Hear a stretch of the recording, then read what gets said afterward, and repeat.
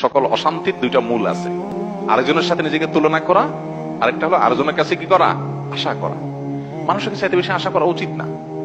স্বামী হোক, স্ত্রী হোক, ননদ হোক, দেবর হোক, শ্বশুর হোক, শ্বশুর বাড়ি হোক, এমনকি বন্ধু বান্ধব হোক, আপনার কোন বন্ধু বান্ধব যদি আপনার সাথে বেঈমানি করে, আপনার খুশি হওয়া উচিত। খুশি হওয়া উচিত। কেন খুশি হবেন? বেঈমানি করলে আবার খুশি হবেন কেন? খুশি হবেন এই জন্য যে আলহামদুলিল্লাহ একটা জায়গায় ছিলাম এতদিন, আল্লাহ আমাকে জায়গাটা চিনিয়ে দিচ্ছে।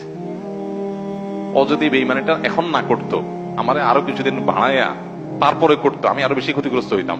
আল্লাহর শুকর, আলহামদুলিল্লাহ আমি যে অজাগায় সময় ব্যয় করছি, এরকম জিগরি দোস্ত বানায় রাখছি, ও আসলে কালসাপ, এটা আল্লাহ তাআলা আমারে জানাই দিছে। আলহামদুলিল্লাহ আমি খুশি হয়ে যাব।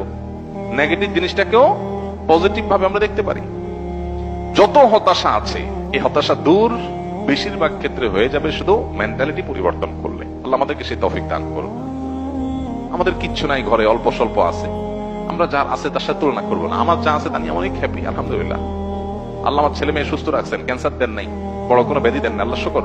কিন্তু কাউকে ক্যান্সার দিয়েছেন, আলহামদুলিল্লাহ আল্লাহ তাআলা আমাকে মরার আগে তওবা করার সুযোগ দিয়েছেন। একটা ওয়ার্নিং আসছে, আমি এখন প্রস্তুতি নিয়ে যেতে পারি। অনেকে হঠাৎ চলে যাচ্ছে অ্যাক্সিডেন্টে, সেটা প্রস্তুতি নিতে পারে নাই।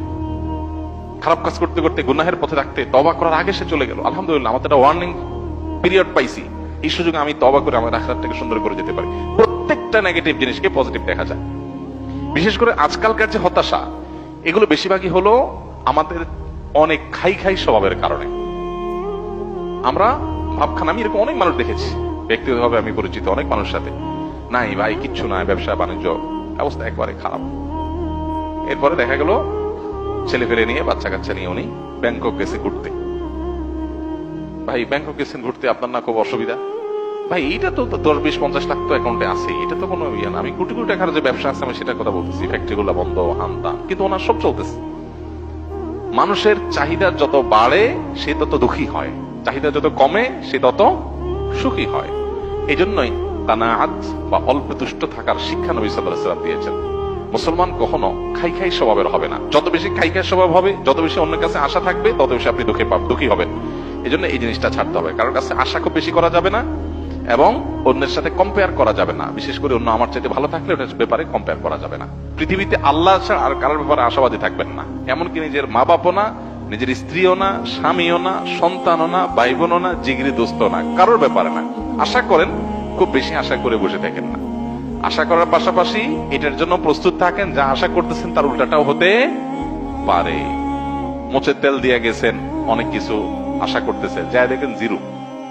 হাইসা দিবেন যে আমি তো বোকা ছিলাম, এই জায়গায় আমার নসিবিটা বরাদ্দ ছিল না, অথচ আমি মোচের তেল দিয়ে আসছি। ভাও, কাঁঠাল খাওয়ার জন্য মোচের তেল দিয়ে আসছি, হাইসা দেখি কাঁঠালই নেই, কাঁঠাল পুরোটাই নষ্ট।